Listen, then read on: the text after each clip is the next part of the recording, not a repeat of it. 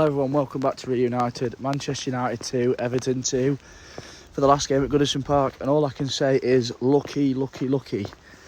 Manchester United were lucky for several reasons in that football game. The main one for me, obviously the penalty. It is 100% a penalty. If the boot was on the other foot and that was at the opposite end, I'd have been going crazy. I'm sure all the Everton fans are absolutely fuming about it. But also in the first half, that has got to be one of the worst first halves of football I have seen ever. The big issue that I've got is these sets of players just seem to turn it on when they want. They wasn't even running in the first half. Bruno Fernandes is running around like a headless chicken, leaving gaps everywhere. And the difference in the pressing was worlds apart. As soon as Man United get the ball, Everton are pressing everywhere. When Everton get the ball, they just seem to find spaces in pockets. It's absolutely not good enough.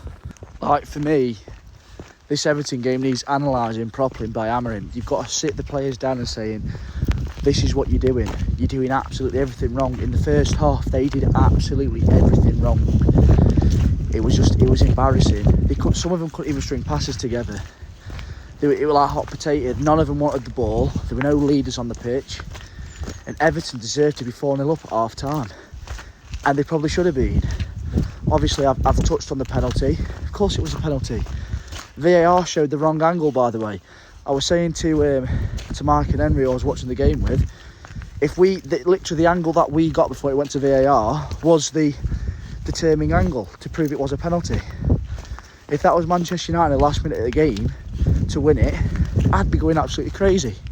But the one thing I will say, and I said it in the pre-match, I'll take a point any day of the week against that Everton team at the minute. It's well drilled, they all play as a team, and Goodson Park is always bouncing. So credit to Everton, credit to the fans. Obviously, they didn't get the decision at the end of the game.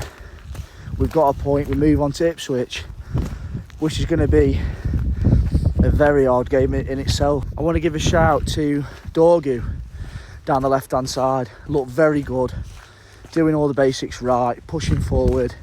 Did some great passes, some good balls into the box. Ganacho, when he came on, Ganacho made a massive difference down that left-hand side. And Chido Obi, he looked very good for a young lad getting chucked in against Everton. A very volatile atmosphere. He looked very good. He did everything that I'd expect of a striker. Holding the ball up, spreading it to the wingers. Something that Rasmus Højlund's struggling to do. I have no idea what the hell is wrong with that player. All he does is back into defenders. It does my head in. And it's time for change.